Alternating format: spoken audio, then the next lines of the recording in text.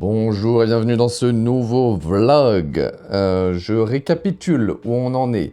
On est en train d'essayer de faire un fidget clicker, c'est-à-dire un truc anti-stress en gros. Et le but de celui-ci, c'est qu'il ait la forme d'un switch, puisque ma chaîne principale parle de clavier custom et donc de switch. Voilà à quoi ressemble un vrai switch et voilà à quoi ressemble pour l'instant mon fidget clicker. Donc le but, c'est que ce soit quasiment identique, même si c'est difficile de faire exactement la même chose.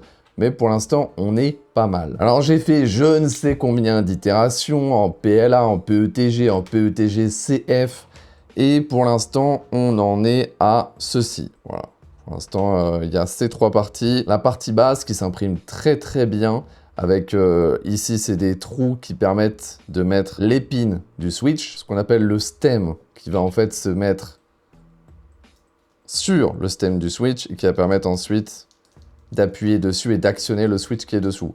Alors pour l'instant, il y a un petit problème de tolérance, voilà, parce que ici, ça coince légèrement. Il faut juste que je réduise l'épaisseur de ce cylindre, mais ça va le faire tranquille. Et le plus gros problème que j'ai eu depuis le début, c'est cette pièce, puisque les pattes ici, eh ben, elles servent justement à voilà, emboîter la pièce et surtout à l'ouvrir quand on a besoin de l'ouvrir. Vous voyez, on peut le faire à la main. Hop, et ça s'ouvre. Alors le problème que j'avais, c'est qu'elles étaient très fragiles en PLA et même en PETG au début. Mais c'est vrai que maintenant, avec les settings et l'orientation d'impression, ça va. Franchement, il faut que je force pour la casser. Et j'ai l'impression que dans une utilisation normale, qui est juste de tirer légèrement dessus pour déboîter, je pense pas que ça devrait se casser. En tout cas, pour l'instant, j'en ai pas l'impression. Donc, si je l'assemble maintenant, en mettant le switch, hop, comme ça, là, il est bien calé, c'est bon. Je rajoute la partie supérieure, je mets le petit bout de stem, alors, qui a été sauvagement coupé ici parce qu'il y avait un problème de tolérance, parce que j'ai essayé pour une première fois d'imprimer la partie haute sans aucun support. Ça se fait, mais du coup, ça nique un petit peu les tolérances, donc j'ai coupé ça. Et ça marche à peu près. Ça marche pas très bien. Ça marche à peu près juste à cause de la tolérance de cette pièce, mais sinon ça irait. Donc voilà où on en est avec la création de ce fidget clicker. Oui, je suis allé chez le coiffeur ce matin, et on est toujours ce matin. Alors qu'est-ce que j'en pense? En fait, les tolérances, tout ça, je peux le régler, le souci. Je pense que je peux avoir un truc qui fonctionne bien, qui est pas mal. Il y a toujours des choses qui vont être difficiles à régler. Par exemple, le fait qu'ici, on voit que c'est là qu'a été posée la pièce sur la plaque. Parce que j'utilise une plaque avec une texture. Donc je pourrais peut-être essayer d'utiliser une plaque toute lisse, mais du coup, ça accroche moins et c'est pas non plus très joli. J'ai déjà essayé. Et malheureusement, c'est le seul endroit où je peux la poser pour que la pièce soit ensuite solide. Voilà. Parce que sinon, si je la pose autrement, bah, les lignes d'impression font que les petites pattes, elles se décrochent trop facilement. Le deuxième problème, c'est que malgré les settings ou quoi que ce soit, bon, bah, ça reste une petite pièce, pour certaines très petites pièces, imprimées en 3D. Donc voilà, c'est pas net. Donc faut voir un petit peu si ça me convient à terme. Après, les settings sont pour l'instant pas totalement finis, même pas du tout. J'ai juste essayé de faire une pièce qui marche. J'ai pas encore essayé de la rendre la plus jolie possible. Il va falloir faire ça. Donc je vais quand même continuer à faire des itérations, là, régler les tolérances, réimprimer avec mon PETG HF. Et quand j'ai une version satisfaisante en termes juste de design, on parle plus de esthétique ou autre, juste le design fonctionnel, eh ben, je vais me dire, est-ce que je veux vendre ça? Alors, est-ce que pour moi, c'est suffisamment qualitatif, suffisamment détaillé pour que j'ai envie de le vendre comme ça? Et après, on verra. Je dis ça parce que du coup, j'ai réfléchi à potentiellement l'impression résine. On en a déjà parlé il y a longtemps et vous êtes plein à me l'avoir conseillé. Je sais que l'impression résine, c'est bien mieux en termes de qualité. Et pour ce genre de pièces, ce serait beaucoup plus adapté. Le gros défaut de l'impression résine, il y en a plusieurs, c'est que déjà, c'est beaucoup plus galère, c'est-à-dire qu'il faut imprimer, ensuite il faut nettoyer la pièce, la traiter et faire très attention, il faut une pièce bien ventilée. C'est beaucoup plus de galère que de l'impression comme ça avec des imprimantes standards. Le deuxième autre gros problème, c'est qu'il n'y a pas vraiment de couleur. La plupart des gens qui impriment en résine, ils impriment dans une couleur neutre, gris, noir ou autre, et ensuite ils peignent par-dessus. Alors que là, l'impression 3D multicouleur avec les imprimantes Bambu Lab, je peux faire en n'importe quelle couleur. Si je veux, je le fais avec 10 couleurs différentes, lui, avec l'impression multicouleur Bambu Lab. Je vais pas le faire. Et c'est vrai que j'aimerais bien avoir au moins 2-3 couleurs différentes sur un seul switch, puisque c'est comme ça que sont faits les switches de base. Si je veux par exemple imiter le switch à l'intérieur, qui est un Akko CS Piano, bah, j'aimerais qu'il soit noir et blanc. Et c'est vrai que sur de l'impression résine, tu peux pas vraiment faire ça. Ou alors, il faut que tu peignes chaque pièce. Ou alors que tu achètes de la résine blanche, de la résine noire, et t'imprimes certaines pièces en blanc, certaines pièces en noir. Ou alors encore mieux, prendre de la résine transparente, acheter juste des pigments, faire toi-même ta couleur de résine, et imprimer comme tu veux. Donc c'est faisable, mais je sais pas à quel point c'est galère, et je sais pas à quel point c'est rentable en termes de temps, et résultat, parce que ça, tu peux pas non plus le vendre 30 €. Donc plein de questions que je me pose, je vais continuer à pousser ça, à refaire des itérations jusqu'à ce que j'ai un résultat satisfaisant, et puis après je verrai peut-être l'impression résine, peut-être des moules en silicone, hein. J'ai plein d'idées en tête pour ce genre de choses. Je commence par l'impression 3D parce que c'est le plus accessible, mais je m'enlève pas l'idée de la tête que peut-être je ferai des moules en silicone. Alors pour l'instant, je m'y connais pas assez, hein, donc je peux pas vous dire si ce genre de pièce c'est facile à faire avec des moules. Je suis pas convaincu comme ça, parce qu'il y a quand même plein de recoins, de trucs où l'air peut se coincer, donc faudrait voir. Mais je m'enlève aucune idée de la tête, impression résine, moule silicone. Le but ultime, c'est de faire le meilleur produit possible avec mes ressources, que ce soit mon temps, mon argent, mes compétences.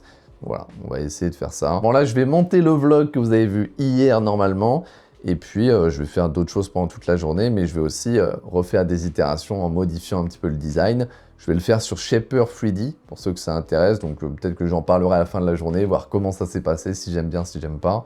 Et voilà. Je pense qu'on est bon. J'ai reçu ceci. Voilà pourquoi moi je bourre les colis que j'envoie à mes clients, parce que je déteste recevoir un colis comme ça et que ça se passe comme ça. Je ne comprends pas comment tu peux envoyer un colis comme ça. Ça me dépasse. Évidemment, hein, mettre des trucs comme ça dans un si gros colis sans rien autour, je comprends l'idée de ça ne peut pas s'abîmer. Je veux dire, c'est du tissu dedans. Et c'est entouré dans une boîte, donc ça ne peut pas s'abîmer, même ça va le dingue. Mais j'aime pas. Ça coûte pas grand chose de mettre un petit truc de papier craft. Ou alors, envoyer ça dans une pochette. Genre, ça rentre dans une pochette. Genre, je suis sûr qu'Amazon, ça, vous le commandez chez Amazon, ils vous l'envoient dans une pochette en carton, pas là-dedans. Genre, ça, c'est énorme. Je sais pas. Bon, bref. En tout cas, c'est les fameuses Gear Floss. Donc, c'est vraiment comme du fil pour les dents, mais pour les vis. Donc, je vais utiliser ça sur les vis de la A1 et de la P1S. P1S, elles sont beaucoup moins sales parce qu'elle a moins servi. Mais la A1, je vais vous faire un avant-après. Vous allez voir que c'est une dinguerie. Alors, en tout, il y en a 20 cordes dans un paquet. J'ai acheté 2 paquets. Et ça fait cette taille-là. Et le but, c'est voilà, de mettre de chaque côté et de faire tac, tac, tac, tac. Donc, on va tester ça. Je vais peut-être mettre d'abord l'axe tout en haut. J'en fais un, je vous montre l'avant-après, et après je vous montre comment je fais pour l'autre. Bon, au final, c'était beaucoup plus galère que ce que je pensais, parce qu'en fait, sur la P1S, ça va être simple, vous allez voir. Mais là, pour mettre ça à l'intérieur et faire le tour de la vis, l'enfer, parce qu'on peut pas enlever ça. Donc j'ai réussi à trouver une technique, mais bon, regardez quand même ce que j'ai réussi à nettoyer, c'est pas mal. Et ça, c'est 1 mois et demi d'utilisation, hein, donc faut vraiment le faire de temps en temps. Alors vous m'excuserez si vous voyez rien, mais c'est vraiment très difficile. La technique qui marche, c'est que j'ai pris un serre-câble comme ça, que j'ai plié en forme de crochet. Je mets le truc dedans, comme ça, je passe mon serre-câble, je le tourne. Là, ça va pas marcher. Honnêtement, je suis pas sûr que je nettoierai la A1 comme ça à l'avenir. Je ferai autrement, il y a d'autres manières de faire, parce que je pensais vraiment pas que c'était aussi chiant sur la A1. Le fait qu'on n'ait pas accès en fait à la vis. Je pense que je vais juste imprimer, il y a des trucs en 3D où tu peux nettoyer comme ça. En fait, c'est juste que j'avais vu quelqu'un l'utiliser sur un P1S et vous verrez tout à l'heure que c'est hyper simple sur la P1S. Mais là, vraiment, c'est le fait qu'on n'ait pas accès à la vis, c'est chiant. Ok, j'ai réussi à passer de l'autre côté. Et j'essaye de tirer. Voilà. Et j'ai le bout, j'ai le bout, j'ai le bout. Nickel. Et ben je vais nettoyer en partant du bas, si j'y arrive, c'est pas évident. Pourquoi ça fait ça? Ça le faisait pas tout à l'heure. Alors le problème, c'est que du coup, j'ai enlevé la graisse. Donc c'est pas une très bonne idée que ça bouge comme ça. Et moi, on va dire que ça suffit pour la 1. C'est pas totalement nickel, mais j'ai quand même bien nettoyé. J'imprimerai en 3D pour la prochaine maintenance un truc exprès pour la A1 parce que c'est vraiment chiant. Alors maintenant, il faut quand même mettre de la graisse. Il faut pas laisser tourner ça sans graisse. Je mets de la graisse, je sais pas quelle quantité, hein, j'en ai aucune idée. Est-ce qu'il va y en avoir trop? Est-ce qu'il va y en avoir pas assez? Je ne sais pas. Et là, ils disent de faire ça. Ok, c'est censé être bon pour la A1. C'était un petit peu galère. Pour vous mentir, c'était pas très agréable. Pour la P1F, vous allez voir que c'est beaucoup plus agréable. On peut juste faire ça, et hop, c'est bon. On nettoie la vis. C'est tout. Et ça résume bien la différence entre la P1S et la A1 à ce niveau-là. Je vous en avais déjà parlé quand on a fait les maintenances. C'est que certes, la A1, elle a quand même plus d'avantages, elle est moins chère. Voilà, elle a des choses qui sont agréables aussi. Mais en termes de maintenance, franchement, celle de la P1S, il n'y a quasiment rien à faire. Ça va extrêmement vite. La A1, le problème, c'est que vu que c'est tout petit, ils ont dû faire des choix. Et ça fait que faire les maintenances sur la A1, c'est vachement plus chiant que faire les maintenances sur la P1S. Par contre, ce truc, les gens disaient « Waouh, c'est incroyable et tout ». Ouais, sauf que ça laisse des petites pluches. Ça, ils l'avaient pas dit, les gens. Hein. Bon, conclusion là-dessus, c'est pas ouf. Vraiment, déjà, j'en ai utilisé je sais pas combien pour les deux imprimantes. Et en fait, c'est pas du tout adapté pour la A1. J'ai galéré, c'est trop chiant. Donc, je vais plutôt imprimer un truc sur Maker World. Pour la P1S, c'est vachement plus simple. Je suis bien d'accord. Mais je pense même pas que ce soit bien. Parce qu'en fait, quand on fait ce mouvement-là, je vous ai montré là, tac, tac, tac, tac, ça force énormément sur les vis. Mais vraiment, je le vois, les vis, elles bougent. Alors que d'autres solutions que j'ai en plus, hein, que je me suis fait chier à imprimer, hein, genre ça, en fait, ça se met autour de la vis, vous mettez du chiffon dedans, un truc nettoyant, et juste, voilà, vous montez, vous descendez, et ça force pas sur la vis, ça fait rien. Donc, clairement, la prochaine fois, je vais utiliser ça, ou un truc dans le genre, et je vais pas réutiliser ça, et je ne le vous conseille pas. Ça avait l'air cool quand j'ai regardé une vidéo d'un gars qui utilisait ça, mais dans la réalité, je pense que c'est pas une bonne chose de forcer comme ça sur les vis, et vu comment j'ai galéré sur la 1, plus jamais je le fais comme ça. Donc bon, test pas très concluant, mais au moins elles sont nettoyées, elles sont relubrifiées, et comme ça, c'est reparti pour un mois, ou je sais pas, 2 semaines, on verra. Et ça va être bien comme ça. Bon, je vais vaquer à mes occupations. À tout à l'heure. Alors, fin de journée de ce vlog, je sais plus combien. Qu'est-ce qu'on est en train de faire? Eh bien là, on fait des charnières en PETG-CF, quitte à en avoir. Et je vous ai dit, c'est parce qu'ici, j'aimerais potentiellement faire une sorte de porte avec du plexiglas, 2 charnières. Et comme ça pourrait conserver un petit peu mieux l'humidité, peut-être dedans mettre des billes de silice pour déshydrater, ou même carrément un déshydrateur, j'en sais rien. Mais ce sera toujours mieux qu'il y ait une porte plutôt que ce soit à l'air libre comme ça. Parce que si je commence à avoir du PETG carbone, du PETG tout court, ou même de l'ASA, ça c'est des filaments qui absorbent beaucoup l'humidité. Et ceux-là, il vaut mieux essayer de faire en sorte qu'ils en absorbent pas trop. Ou alors à chaque fois, il faut les redéshydrater là-dedans. Et c'est un peu chiant. Et sur la PRS, j'ai lancé un support de clavier aéro blanc. Puisque j'ai eu une commande aujourd'hui. Oui, une commande pour 2 supports. Un aéro blanc, un aéro noir. Et aéro noir, j'en ai 50 en réserve. Mais aéro blanc, j'en avais plus. Donc je viens d'en lancer un. J'espère que les gens vont pas en commander trop. Parce qu'il me reste, je pense, à peine de quoi en faire 2. Sauf que les rouleaux de mat blanc, ils sont où? Ils sont dans la commande des rouleaux de marbre, qui est toujours pas arrivé depuis 3 semaines. Donc heureusement il m'en reste. Hein. Donc je vais laisser ça tourner ce soir, c'est très bien comme ça. J'ai pas encore eu le temps de bosser sur le fidget clicker avec Shaper 3D. J'ai pas eu le temps aujourd'hui, j'espère demain. C'est pas évident, là j'ai beaucoup de choses à faire, mais ça va le faire. On va y arriver. Je vais revenir sur un truc que j'ai dit dans le vlog d'hier par rapport au PETG CF. Vous vous rappelez, il y avait une petite étiquette. Je vous ai dit de la laisser, parce que c'est écrit de la laisser. La laissez pas. Plusieurs fois, en fait, je me suis rendu compte direct quand ça a imprimé que l'étiquette, elle se coince elle-même dans le filament. Alors, elle est faite pour empêcher le filament de s'enrouler, mais elle est bloquée. Genre vraiment, en fait, vu que c'est un carton quand même dur, elle se coinçait dans les recoins des filaments et elle n'arrivait pas à tirer l'imprimante. Donc vraiment, moi, je ne conseille pas de la laisser. Je ne sais même pas pourquoi elle est là. Je m'en servis une fois et ça coinçait. Donc forcément, les gens ont dû s'en rendre compte. Je sais pas. Mais ouais, je conseillerais pas de la laisser. Pour terminer, on va lire quelques commentaires. Voilà, j'ai envie de finir comme ça maintenant les vlogs, c'est sympa. Alors vous m'avez dit notamment, oui, comment apprendre à lire un pied à coulisses, parce qu'apparemment je savais pas. Alors en fait, c'est vachement plus précis que ce que je croyais, mais juste j'ai jamais appris en fait à le lire. Donc il y a la lecture normale, donc là, je sais pas, moi c'est 2,1, ça a l'air d'être 2,1. mais en fait après il faut aller chercher les chiffres à la fin ici. J'ai pas encore compris, j'ai juste vu que c'est beaucoup plus complexe que ce que je pensais et tu peux aller très précisément. Donc ok, c'est intéressant. Du coup, c'est probablement plus précis que le numérique. Après, lui, je vous avoue que je sais pas où je l'ai acheté, hein. Probablement Action ou un truc dans le genre. Mais ok, je regarderai un petit peu plus en détail pour essayer d'apprendre plus précisément comment m'en servir, même si, bon, dans mon utilisation, j'ai pas besoin d'être extrêmement précis. C'est bien, plus je le suis, mieux c'est. Mais je suis pas non plus dans un truc, dans une industrie hyper précise. Alors, si tu veux en apprendre plus sur le PETGCF, je te conseille la vidéo de la chaîne Polyfab qui interviewe le patron de Nanovia, une marque française de filaments. Alors déjà, je ne connaissais pas Nanovia et je ne connais pas Polyfab non plus. Donc j'irai regarder parce que vraiment, je suis intéressé par les chaînes françaises sur l'impression 3D parce que j'en ai quasiment pas de recommandés par YouTube. C'est ma faute aussi parce que je regarde que des trucs en anglais, donc ils me recommandent pas du français. Mais j'irai regarder. Ok, Polyfab. On m'a conseillé aussi de faire potentiellement les pattes du fidget clicker. Je rappelle le fidget clicker, hein, ça, de faire que les pattes en PETGCF et comme ça tu peux faire tout le reste en couleur. C'est vrai qu'avec l'AMS, c'est un peu à ça que ça sert, l'AMS sur l'imprimante, tu peux faire du multimatériau. Je peux lui dire, ok, tu imprimes jusque là en PETGCF et tout le reste tu le fais en PLA mat vert ou j'en sais rien. Le problème, c'est que du coup, le PETGCF, comme je l'ai montré, c'est que quelques couleurs, c'est gris, noir, c'est tout.